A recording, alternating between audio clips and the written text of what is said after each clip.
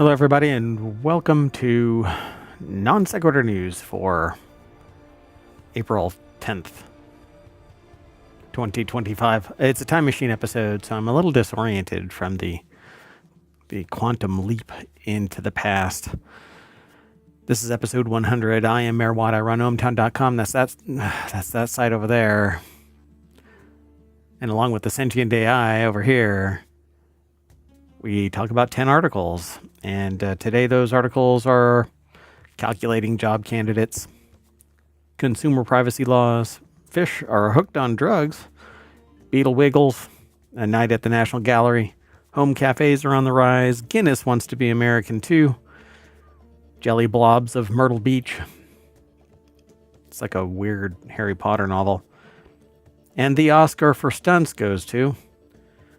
And finally, slot machine roguelite. Everything is powered by ohmTown.com, so go over there and become a citizen. And if any wild animals try to get your food, you just kind of push them out of the way.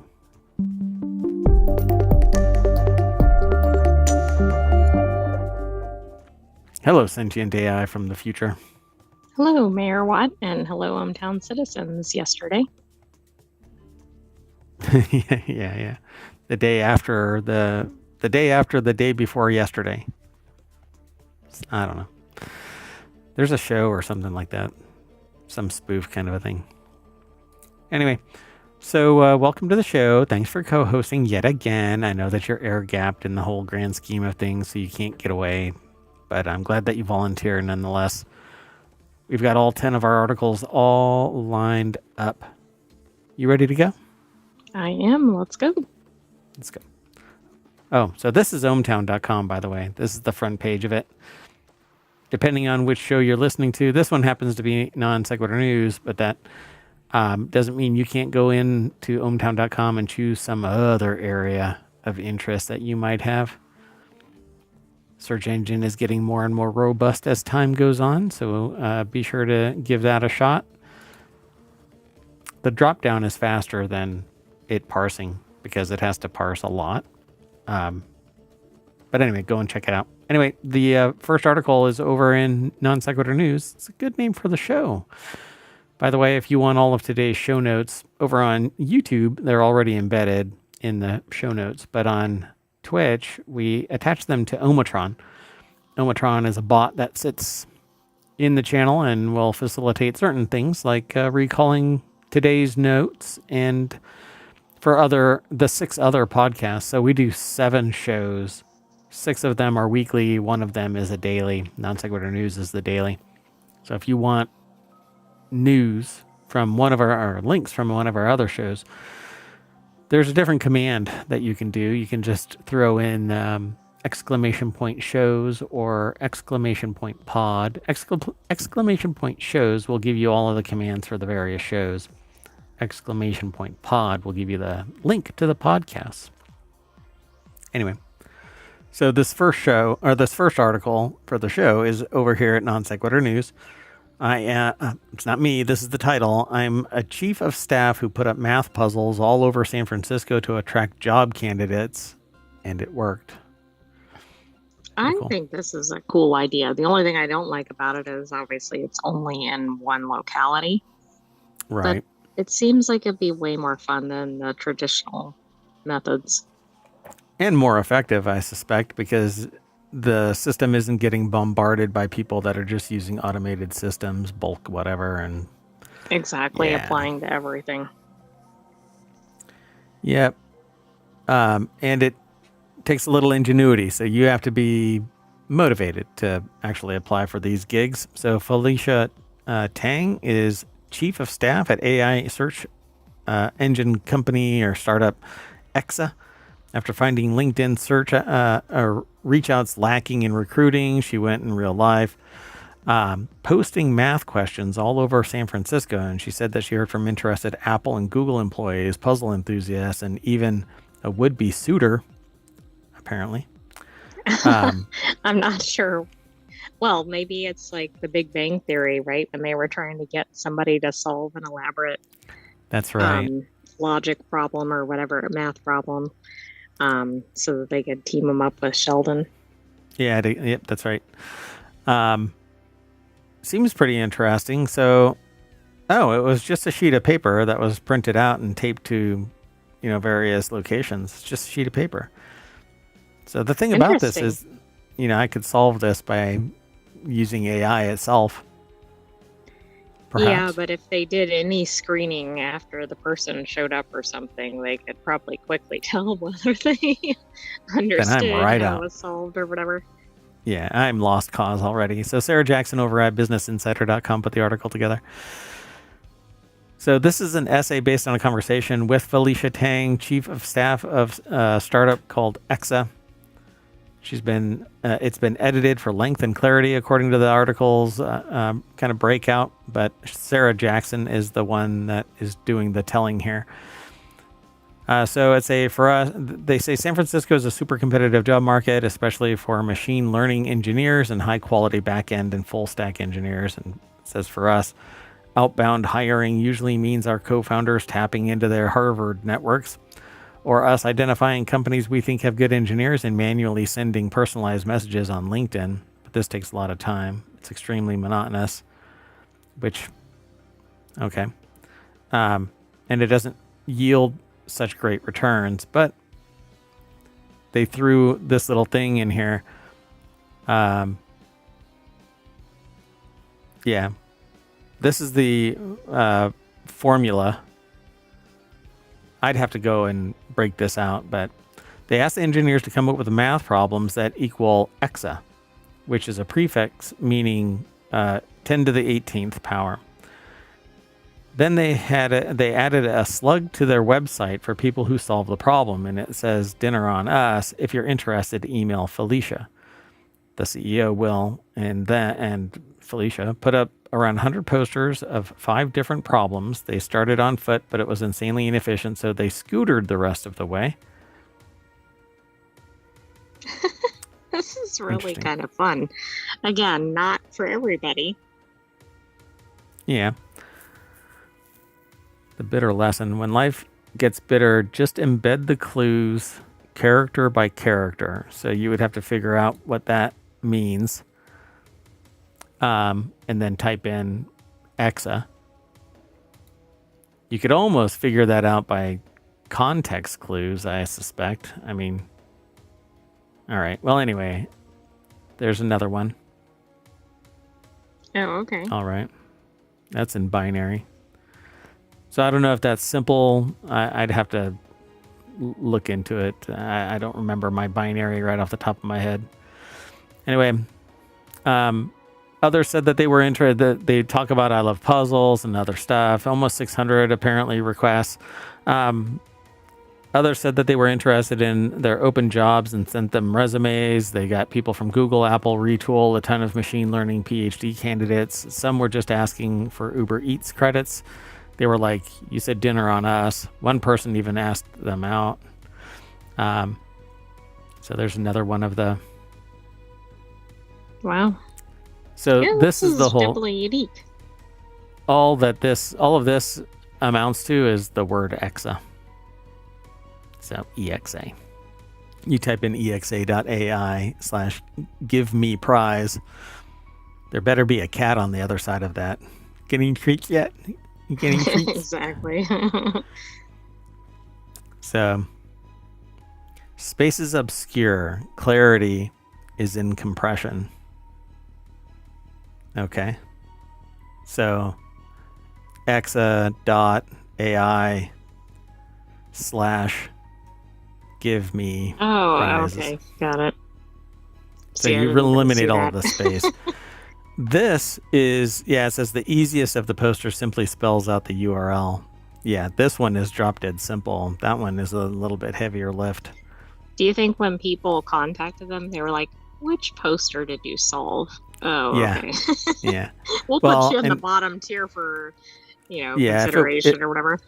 If it was me, I probably would have done just that. Like, each one of these would have been a different thing. Like, it wouldn't just be exa.ai. Exactly, because then you'd know.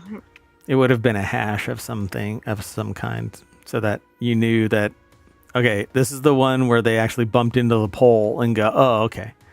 This is one where they actually had to do a little bit of math.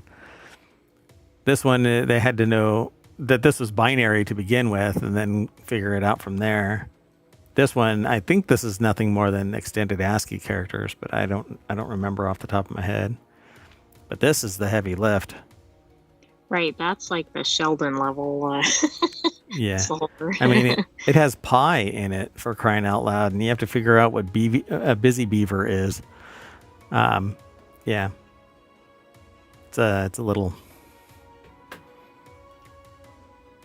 Anyway, let's keep going. Next article's over in the Mobile Channel. 2 lawsuits allege the trade desk secretly violates consumer privacy laws. The ad tech company faces new legal challenges over its use of consumers' personal information. And I don't know if we'll be able to get into all of this, but Kendra Barnett over at adweek.com put the article together, and it says the ad tech company faces, it's called the Trade Desk, I guess, new legal challenges over its use of consumers' personal information. So 2 new trade suits allege that ad tech giant The Trade Desk systematically tracks people online without their knowledge, builds out detailed user profiles, monetizes consumer data without adequate disclosures or consent, potentially violating consumer privacy laws. This has got to be a United States-based thing, because the EU would stop this in a heartbeat. Yeah, it wouldn't have even really existed. And I wonder, too, like, is this something new that they started, and how did people know this was occurring? I mean, I don't mean people are doing it illegally, but it's certainly a thing with consumer data. I mean, we've talked about that in multiple episodes on ohmTown. Yeah, I'm not sure how they're getting the information, but data brokers will sell anything pretty much, their own mother to make money. But filed on March 31st, the Central District of California, one of the class action cases takes aim at the Trade Desk Unified ID 2.0 or UID2 identifier, alleging that the tracking tech collects personally identifiable information like email addresses and phone numbers and uses it to enable user profiling and real-time bidding. I swear I've actually seen this happen on a couple of sites. One very, very, very large one that I can't name because I can't verify that this happens, but I can tell you that I've seen different numbers depending on the time of day and and perceived location, right? Oh, yeah. Perceived location, and different people have gone to the exact same URL, and they see the same number, but it doesn't change. But my spending habits, I'm logged in, and so it tracks and it knows intimately what I buy. So it says, while the legal claims of potential privacy violations are not unique, the facts surrounding UIDs... What in the world? There is no way. Sorry. Yep, I know. It's non sequitur news, so... Yeah, we're getting some non sequiturs. Well, it's just the weirdest thing. Never mind. We'll talk later. So according to Gary Kibble, the partner at Davis plus Gilbert LLP, Davis and Gilbert. I don't know why they start doing pluses, but anyway. So is that, if you add those two together, it's the real company name, like that first article? Yes, it's exactly like that. And then maybe you get a job at that company. It's the Gilviserbert LLP. Okay. And an expert in data privacy and technology law. So in this case, he predicts that the court will take the claim seriously. Quote, they'll probably say, look, there's some factual issues here about how UID works, how people have their email addresses turned into an identifier. Is that an interception in the legal sense? Is that happening with permission on every single site? It's not going to be dismissed out of hand by the court. Yeah, it will. Because nobody really protects their email address. They're handing it out like candy all over the place. Well, that's true. I mean, it's interesting. And we've talked about that on here, right? Like consumers give out data left and right, and then they don't like when their data's out there. Yep, exactly. So collecting a broad range of personal data from device identifiers and IP addresses to sensitive information like health data, the company builds out user profiles and shares this information with entities looking to advertise through real-time bidding, meaning that consumers' personal information is exposed not just to winning ad bidders, but to a range of third parties. And frankly, I don't think anybody's personally identifiable information collected just by some random person, random companies, just some rando, and no company information, no information. Look, if I date somebody, it doesn't give them carte blanche to reveal my personally identifiable information to anybody else that they freaking want to. And I'm not paying them. Well, I guess it depends on who the two relationship parties are. But my point is, if I'm dating somebody, it doesn't give them carte blanche. If I'm in a relationship, let me just step it down a little bit. If I'm in a relationship with somebody, I don't give them carte blanche to just sell my information to somebody, right? But No, for you whatever may reason, give your information for a specific purpose. And that's really where the problem is. My comment earlier, I realized that companies all day long take it for one purpose and then use it for something else. right? Yeah, exactly. I bought a car. It doesn't give you the right to sit there and follow me around with your GPS tracker and sell it. Sell it to my insurance company or sell me insurance offers or whatever. Yeah, exactly. I mean, it's just I don't know. We've got it all wrong, and now this climate is just absurdly going in the wrong direction of the direction it should be going. But anyway, sorry for the coughing. The lawsuit argues that the Trade Desk technology works as both a demand-side provider and a data management platform, or data broker, which enables it to artificially inflate bid values with the consumer data it's collected. So they say that the Trade Desk has wrongfully and unlawfully trafficked in the named plaintiffs and class members' personal information and other personal data without their consent or for substantial profits. I don't even think it should matter about substantial profits. But right. I mean, that's not really the issue here. Yeah. So, and they take it into California because California Invasion of Privacy Act, but other states don't give a shit about you. So they're going to let you get tracked 6 ways to Sunday. If you ever want to find out, if maybe you have colon cancer, you might just want to talk to a company that's well known in a given state. We don't know which state at this current moment, but they already know because they've been tracking what you eat and how much you work out and where you go, what you do. They basically know everything about you. For at-home test kits or whatever.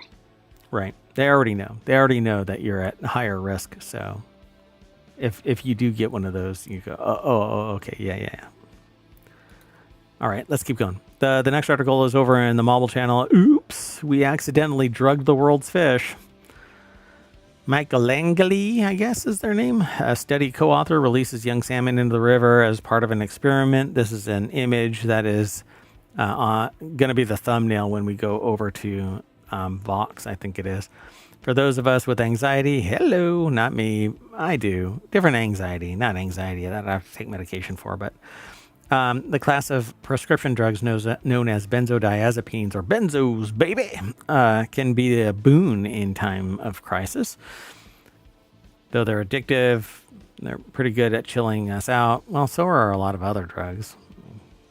But anyway, if you suffer from anxiety, it's usually something that is either controllable and it's not that big of a deal. You can manage it and go, for a long brisk walk or ice bath or whatever. And then there's anxiety where you have to jump onto a benzo to get through the day. There's different levels of it, I think. Yeah, seek out your assistance without harming yourself, please. So it turns out that by drugging ourselves with these pills, we are inadvertently drugging wild animals as well, especially the ones that live in water, because our bodies don't absorb all of the medication.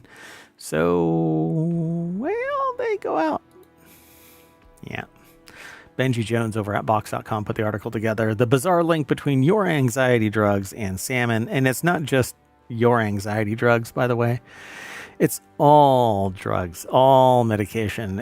You don't take it up all 100% of the time. Some people actually just pour their drugs out into the toilet and flush it. That's true. And then on the, this is like unknown, drugs, pharmaceuticals getting into the food supply, but there's other stuff, other chemicals and stuff from farming that runs off into the water supply. And so people don't seem to care about that. They're not going to care about this. Some of us talk about it. But well, if people don't care, they should at least care for their own preservation, because fish are obviously in the food chain. Right. So you're either eating fish or you might be eating something that's eating fish. And that means you're getting unexpected medications. I don't eat fish. I don't eat anything that eats fish. I don't eat anything that processes fish. You don't buy or sell process, exactly. But there's going to be people out there that are going to talk exactly like that. Well, I don't eat fish, so I don't care, that kind of stuff. Well, that's because you're a sociopath, and maybe you should look in the mirror. Maybe your family member eats fish, or your neighbor, or whoever. It doesn't really matter.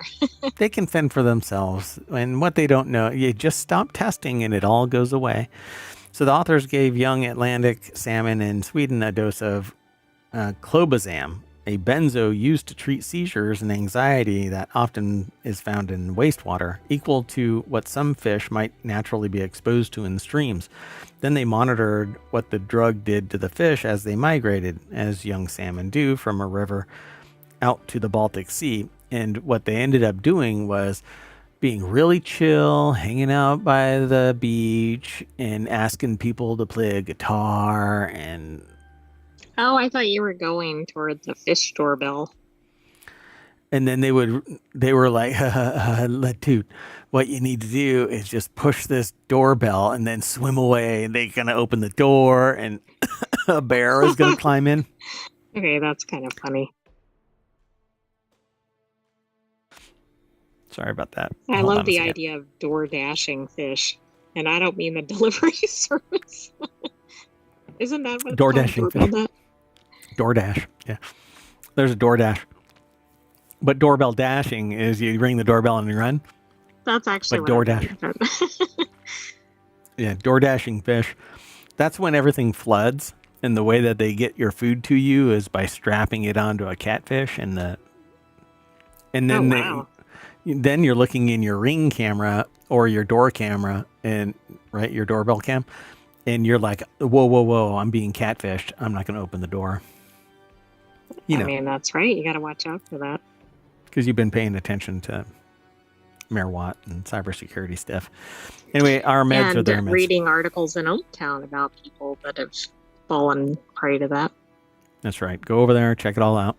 So pretty much everywhere scientists look for drugs in the water, they find them. Caffeine, metformin, antidepressants, antibiotics, birth control, Tylenol. Basically, if we use a lot of them, they're part of the aquatic habitats. Thankfully, they appear in low doses, enough low doses that if you say you chug a glass of river water with those chemicals, you're not likely to get affected. But fish are, and other stuff is. Previous research shows that these microdoses can influence them in serious ways. A seminal 2007 study, for example, showed that small amounts of synthetic estrogen, a common ingredient in birth control that often makes its way into the environment, can quote-unquote feminize male minnows. This means that they can produce early-stage eggs in their... Well, should I just go through the whole biological thing? In their testes. Parts? Yeah. In their testes, and essentially becoming intersex. That ultimately impairs their ability to mate and can, as the study shows, cause fish populations to collapse. So they actually showed that it can collapse because of these pharmaceuticals in the water supply. So trace levels of antidepressants like fluoxetine, aka Prozac, sertraline, aka Zoloft, affect fish behavior too, sometimes in bizarre ways. The author of this paper, of this report, of this post over on Vox.com says that they came across one study linking fluoxetine exposure to larger gonopodium size, and that's basically the willy of the fish.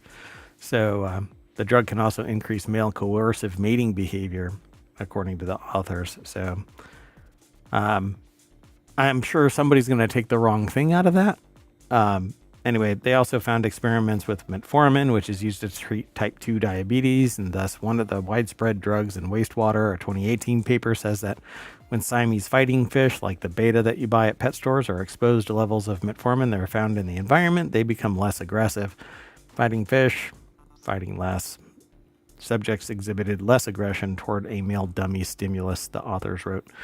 So, I mean, yeah. all of these are problems because it's changing fundamental behaviors of certain Right. species, which could greatly impact, how whether they can reproduce or whether they can eat or whether they're eaten by somebody else. Yeah, and this article goes on. Are drug salmon better off? At face value, it seems like a little dose of clobazam can help these fish fight out or swim with their less stressful lives, not unlike many they do for us, the drugs, So, but they were told that very clearly the wrong takeaway. We think that any changes in natural behavior are likely to have potential negative consequences, like the sentient AI just got done saying. So, nature should be natural. That said, And it impacts the species beyond the one that's directly impacted, right? Because it's going to have a ripple effect. Sorry. Right. But the takeaway here is that these are the animals that we consume. I would prefer them to be as natural as they can be. While I am a sentient entity on the planet roaming this earth, I would like to have my food supply as pure as possible. What I do with my temple, if I want to violate it by taking drugs to keep me this way, that way, or whatever way, holistic, well-rounded, capable. You need your banner. Oh, yeah. Okay, hold on. No, it should be this one. Okay, maybe a spoiler alert and that. Is that? I'll do over. Okay. Well, we'll stop right there. Anyway, yeah. If I need to take medication, then that's fine. I don't want to have to give my medication to fish so that I take my medication. I think that's weird, kind of dystopian and creepy. But that's also a plug for a PSA. Don't dispose of your prescription medicine in improper ways. Like there's drug take-back events, etc. Yep. All right. We got to keep moving. We have been bobbling around with only 3 of these articles, and we've got 10 to get through. So this next article is over on the Marble channel. Mapping beetles wiggles could help battle global food security. Researchers at the University of St. Andrews have uncovered the surprising mechanics behind the wriggle of the red flower beetle, findings which could help combat infestation and threats to food security. So University of St. Andrews put this article together. It's over at phys.org.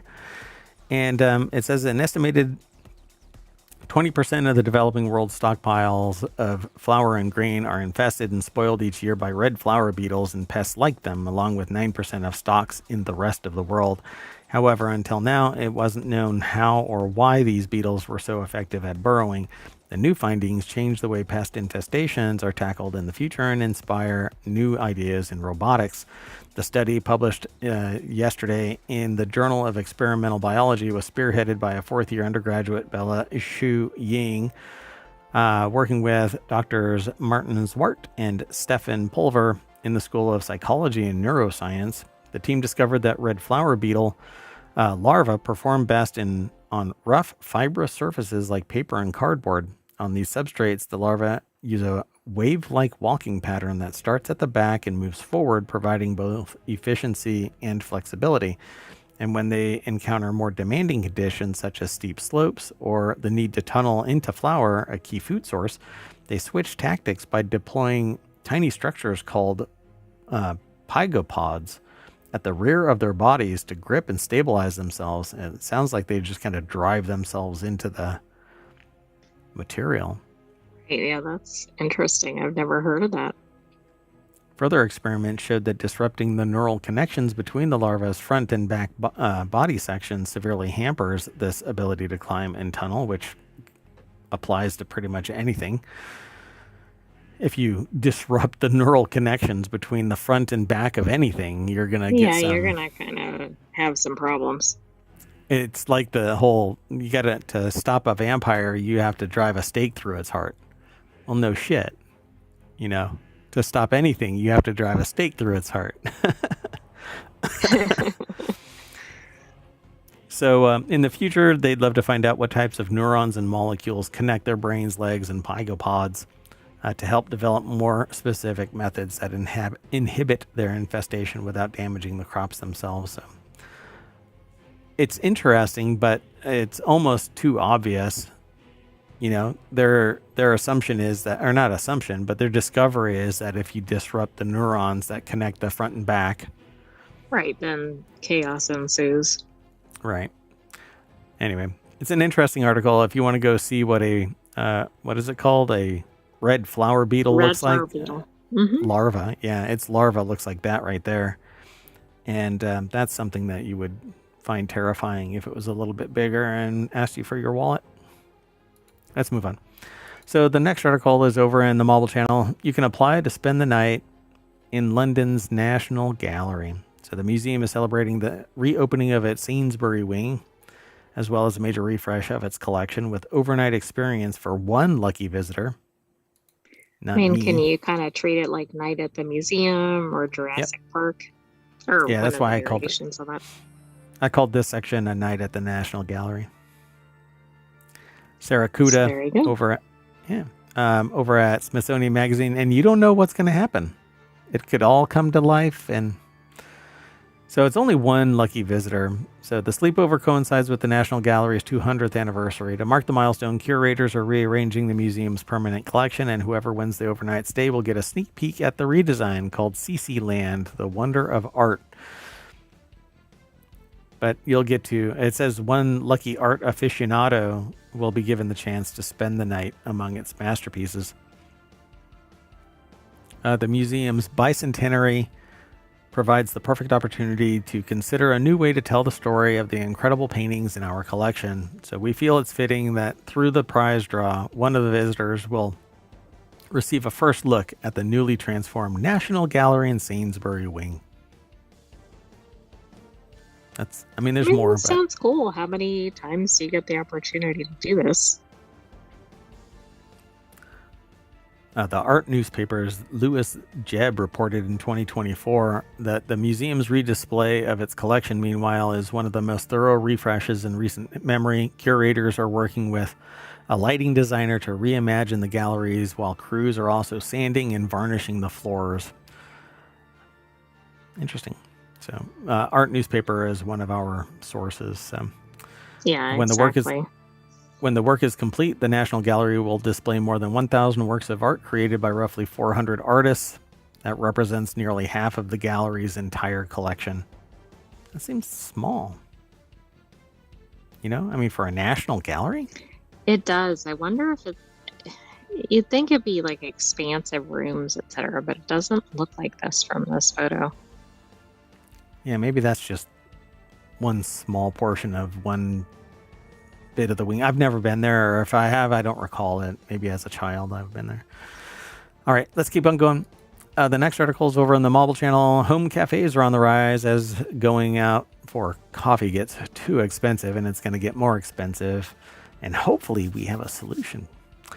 So for months, not us, but Vice has been highlighting the ridiculous cost of eggs, with many people temporarily striking them off their grocery list as a result. But another fan favorite among them is getting harder to afford, and that's coffee. According to government data, the retail price of ground coffee reached $7 a pound in January, increasing a whopping 75% since 2020. They say the rising cost is part of a larger global challenge driven by climate change, economic pressures, geopolitical uncertainty. Says Yanis Apostolopoulos, the CEO of Specialty Coffee Association. Oh, goodness. So the article is over at Vice.com by Sammy Caramella. Look, this is Pain Pan Ochoko, but it's actually pain and suffering in bread form. Exactly. Which is bread and French. But yeah, Yeah. it seems apropos here. Yep. So according to government data, $7 a pound in January, increasing in just 4 years. The rising coffee prices are part of that larger issue. We don't know. It's all uncertain everywhere and anywhere that you look. Needless to say, many coffee shops have increased their prices to keep up, depending on where you live. If you step into a local cafe, you might find yourself paying $7 for a latte. And that's a latte. It's a latte for a latte. A latte for a little. So compare that to, say, a pound of coffee grounds you buy at the store and might consider making your own coffee at home. And that's exactly what many of us are doing. So here's a TikToker doing whatever. Okay, but they're not having coffee at home, like recreating a cafe experience. They're actually holding or hosting a cafe. A cafe-like experience, yeah. Right.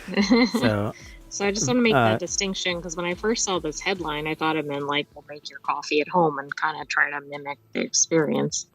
yeah, Lauren made her own menus and signage for her Saturday cafe, brought flowers, baked treats, set out croissants and homemade lattes, and invited loved ones to gather as you would at a coffee shop. Now, unfortunately, they venture to their local coffee spots for work-related purposes, as they cannot focus on their writing nearly as well if they're at home. But if they decorate their small kitchen as a cafe space and play some calming indie beats, well, they might be able to cultivate their own coffee shop vibe. So, yeah. And it makes more economic sense to just stay home and make the stuff at home. But there's a social vibe that I get when I go to a coffee shop. Even if I don't interact with people, I get to feel the energy of the crowd. Right. You just get the buzz from people at other tables. And Yeah, and it matches well with the vibe of the buzz of the caffeine and the coffee. You know, it's just an atmospheric thing.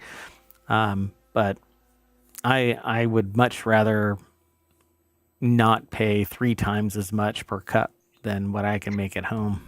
Exactly. I know it's interesting, because I think the current economy may see similar results as the pandemic did. Like, if people can't afford to go to a cafe and pay really high prices for cups of coffee, do those businesses survive? Yeah. Oh, and there's so much ridiculousness going on. Anyway, let's keep on going. The next article is over on the Marble Channel. Guinness, Ireland's favorite stout, wants to be American too. Guinness traversed all 50 states for an ad campaign attempting to win over American drinkers to the Irish stout. The article is over at Adweek. Brittany Kiefer put the article together. Guinness, you so funny, huh? Sorry. There's a little thumbnail here with 2 people. One is holding a Guinness, like obviously marketing it because the word Guinness is facing. Yeah, it's like perfectly lined up for the camera. Like just shotgunning that camera there. And so the Diageo brand launched first U.S. campaign by Uncommon Creative Studio. And so they went all over all 50 states. It chronicles a 5,057-mile journey across the nation, capturing snapshots of real people and diverse groups from every state. Having a lovely day for Guinness, which began appearing ads since the 1930s. So it's been a long-running ad campaign. The 50 communities featured in the campaign include a brass band in New Orleans, ice fishing in Minnesota, a rugby team in New Mexico, plumbers in Chicago. Real people, real moments. All they did was bring the Guinness and let the cameras roll, which I can do the same thing with Bud Light. Yeah, but I mean, I like the idea of the campaign. Yeah. No, I mean, I like the idea of stimulating the community into interacting and stuff. And based on our previous conversations the day before yesterday, how we are an independent type of culture and not. Oh, right. Yeah, we don't have the culture that would allow us to do the trading cards of community members like in Japan. Right. Or if we did, it would be the immediate first movers, and then everybody else would sit there and go, you're just a money grabbing, whatever. Anyway, along with the new ads, Guinness will release a limited edition draft stout can designed by Los Angeles graphic artist Sebastian Curry. So yeah. Well, that's smart too. I mean, they're using, right, an American artist, which probably helps with this campaign. Yep. So recently, the Irish Stout brand has been focused on widening its consumer base, particularly among younger people and women, and changing its reputation as an old man's drink. Guinness's marketing has helped boost its popularity among Gen Z, inspiring TikTok challenges like splitting the G. Some UK pubs even reported a shortage of the drink earlier this year. That's true too. But I don't know what this splitting the G is. At any rate, pretty cool. I like it. It's kind of heavy for me nowadays, but I used to drink that. This was my preferred stouts, particularly Guinness. All right, you want to go on to the next? You've got three Yes, more. I was trying to find this, but I can't figure out what you have to do. Gotcha. And it's a risky click. So it's over in the Mobile channel. This next article, jelly blobs are taking over Myrtle Beach. They're not jellyfish. They're our cousins, it says. Little blobs are everywhere along the coastline of Myrtle Beach. Many people are under the impression that these jelly-like creatures are some sort of jellyfish. Well, they're wrong. In fact, little do these beachgoers know.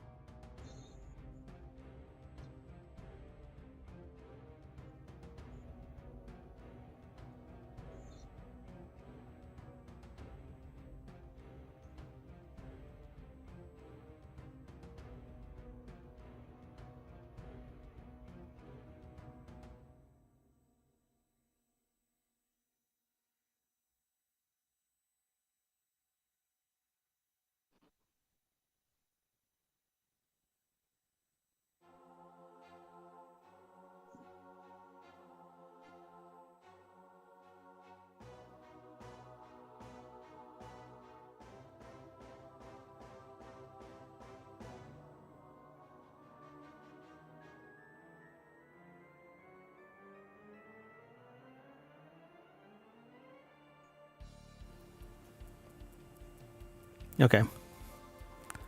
So how long was I out? I sent that right when, so it wasn't Right when it very happened. long. Okay. So I'm all.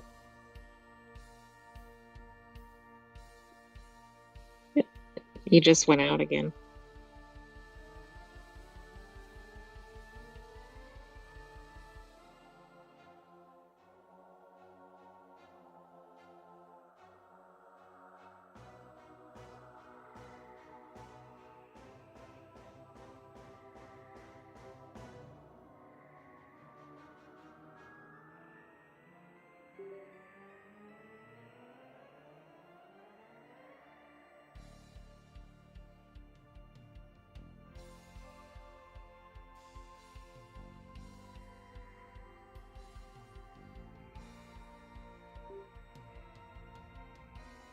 Okay. Now you can hear me.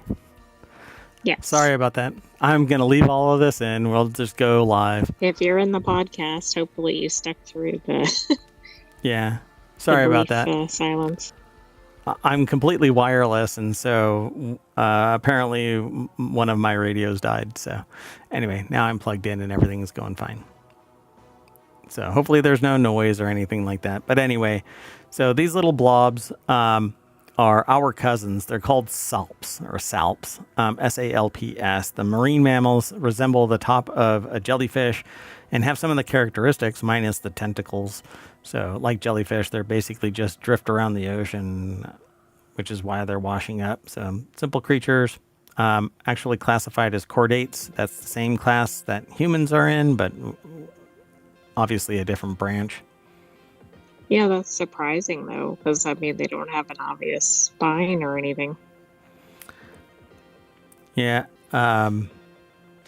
Let's see here. In an interview with Myrtle Beach Online, Coastal Carolina University marine science professor Juliana Harding explains that salps are actually our cousins by extension of being the chordate class. They say it's a very loose connection. Being in the same phylum is where the roots end, but as Harding revealed, the science world, salps and humans are quote unquote family. So to be in the classification, the characteristics that need to be met are a dorsal nerve cord, a pharyngeal slit, and post-anal tail. So all of these are present in embryos and eventually evolve into a spine. Basically, these gel-like things are pretty similar to human embryos that just haven't gotten all the way to human. So maybe we stem from blobs because we are bags of mostly water. I mean, I could see humans being blobs. So they don't present any danger. All you have to do is leave them alone. They don't possess the ability to sting, so theoretically anyone could pick them up. And if you have the urge to pick up what basically is an ocean booger. But also just don't, right? There was an article recently about somebody picking up some animal. I don't remember what it was. Don't pick up wild animals. Yeah. Don't just leave nature alone. Nature, let nature be nature. Let's keep going because I really goofed up this whole show, and so we might as well charge on through it. The next article is over in Non Sequitur News. Yep, that's right. Here, I'll even do this. I'm calculating the odds to a next failure of technology. I mean, I've got everything else plugged in. Actually, that's not true. The headset is not. My inner monitors are not. Anyway. There, I calculated that there's a 50-50 chance that I'll mess up. Anyway, after years of stunt work, stunts are finally getting their own category at the Oscars. They've largely been overlooked at the Academy of Motion Picture Arts and Sciences. The Oscars are about to add a new category yesterday, between yesterday and today, since this is a time machine episode. The Academy announced that it intends to start giving out Oscar statues for stunt design, starting with films released in 2027 for the awards ceremony 100th anniversary. So, yeah, it says since the early days of cinema, stunt design has been an integral part of filmmaking, yet abandoned largely to everybody else. Charles Pulliam Moore put the article together. It's over at TheVerge.com. This is a legit, rode a motorcycle down a ramp, jumped onto a train with a parachute, and this is... Oh, is that the Mission Impossible clip? Yeah. I didn't recognize it, Yeah. Though over 100 stunt workers are currently members of the Academy Production and Technology branch, as the Hollywood Reporter notes, the organization has only ever given out 2 honorary Oscars to stunt performers. Now that the new category has been established, the author says we're probably going to start seeing studios putting a lot more emphasis on their projects' death-defying set pieces. So do you think this has anything to do with the focus on stunt work in Only Murders in the Building? I'm not sure what actually caused this, other than it's technically sophisticated. And so I guess it could fall into a subclass of it. But Only Murders in the Building basically highlighted an entire subgroup of people in the cast. There was a person that was the stunt double for one of the stars who ultimately tried to start up their own stunt... Like Stunt Academy, I think. Academy, or something. Yeah. Yeah, and it's kind of interesting that would come about right before this comes about. Yeah, that's the only thing I can think of that really featured it. I mean, I actually think this is a good move because the stunt personnel are doing some incredible things and they don't necessarily get the recognition for it, and that's the thing that makes or breaks certain scenes. Yeah, and it certainly is a science, and I think there is a subtle art to stunt work as well, because the people they have to look. What's weird is that they have to look oddly close to their stars, so it's not obvious that they're a stand-in. True. So that's kind of a problem if you're trying to break into the stunt work, because if there's no celebrity out there that looks like you, right, you could be an excellent stunt performer, but you might not get a shot. On the other hand, you could look like somebody and not be right, a superstar stunt performer. Yeah. Yep. I would get paid $50 to get out of the industry. inside joke. So the last article for today's Non Sequitur News Time Machine episode for April 10th is over in Warcrafters. If Balatro had a hard time convincing rating boards it's not gambling, then the slot machine roguelite is going to have twice as much trouble, because Balatro actually had to convince the rating boards and YouTube that it's not gambling. And they say that Clover Pit, a self-described roguelite slot machine nightmare, is going to have to work twice as hard. So Clover Pit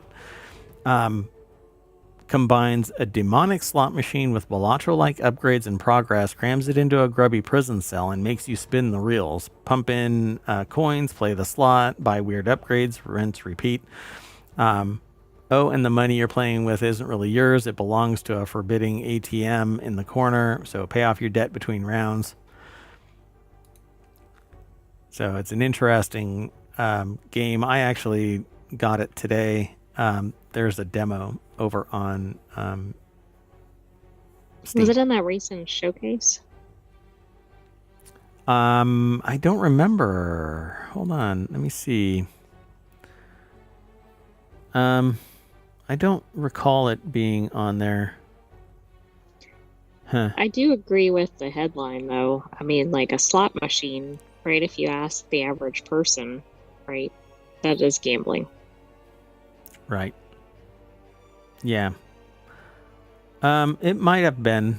Now I'm really curious. I'm determined to find out if it actually was. Hold on, let's see. Oh, it is. Yeah. It was somewhere in there. I don't remember seeing it in the thing, but I watched the Triple I. So Christopher Livingston over at PCGamer.com put the article together. And it says, gamble or die in a never-ending debt simulator, Clover Pit.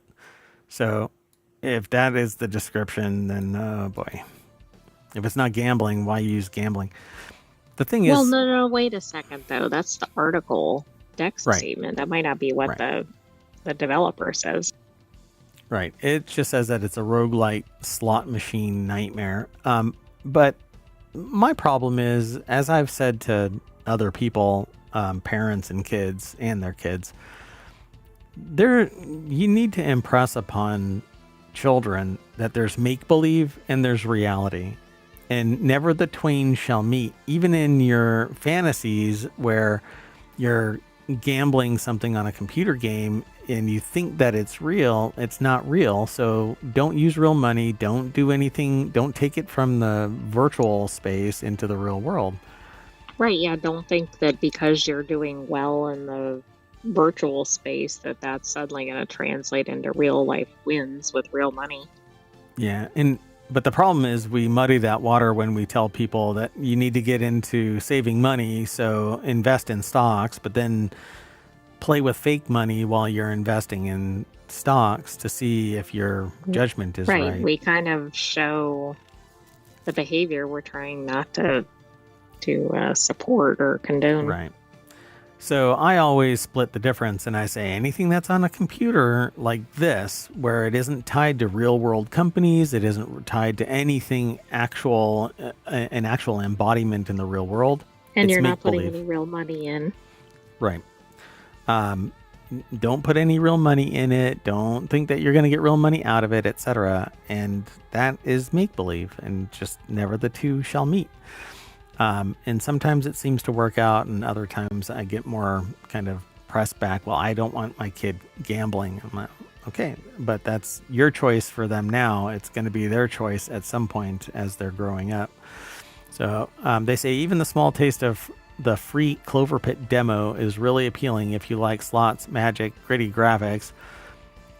You start with just a handful of change and have to repay a debt of 75 coins in 3 rounds, similar to facing a Balatro boss every 3rd round. Deposit your coins, spin the reels, hope Lady Luck grants you some matching lemons, cherries, and bells. Seems like a slot machine so far, but at the end of the round, you can spend tickets and coins you've won on upgrades, which let you start breaking things. They said with their first round of winnings, they picked out a weird squid with a bloodshot eye who would help leap into the frame at the last spin of a round and grant them some good luck. And the first time that they used it, the reels turned up nearly all cherries. So horrid little good luck charm was a good buy. There's also abilities you can buy, some that trigger randomly, others that fire off when you hammer the big red button on the slot machine. And the idea is to find items and powers that synergize.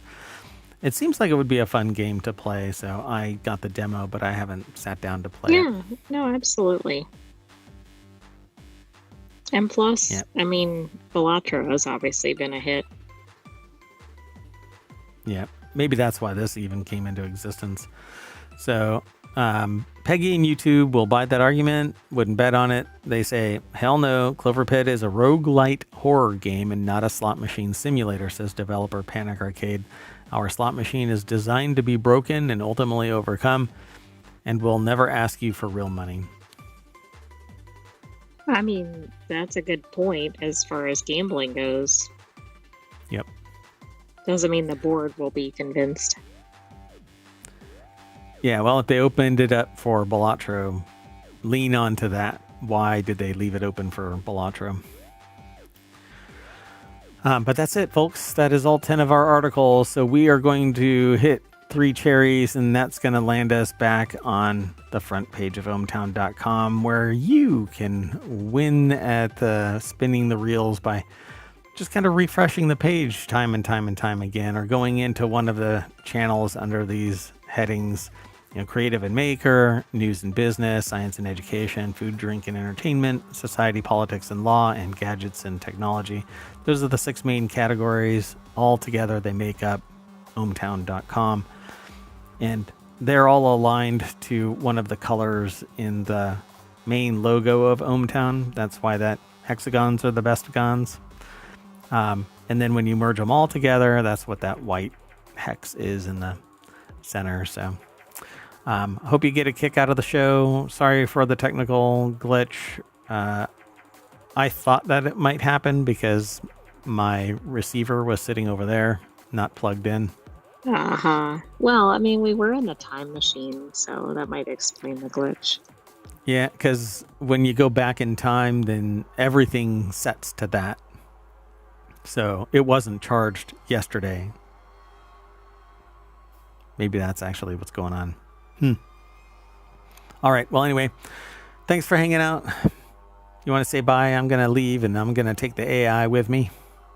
Bye-bye, ohmTown citizens. Thanks for joining us for this Time Machine episode of Non Sequitur News. And stay tuned, because we're going to speed up and be back in regular time. Yep, we're going to shut down the time machine. It's going to take us about, I don't know, maybe 5 minutes or so. And for most people, it'll be instantaneous. But we do have to end the stream so that everything compiles properly. And then we'll be back in short order. Be sure to follow us here on Twitch and here on YouTube. And don't be a stranger. Leave a comment, like, subscribe, download the podcast, hang out in the Patreon or the Discord. The Discord is always running, so it'd be good to see people over there. And other than that, see you in a little bit. See you tomorrow, as a matter of fact. Bye.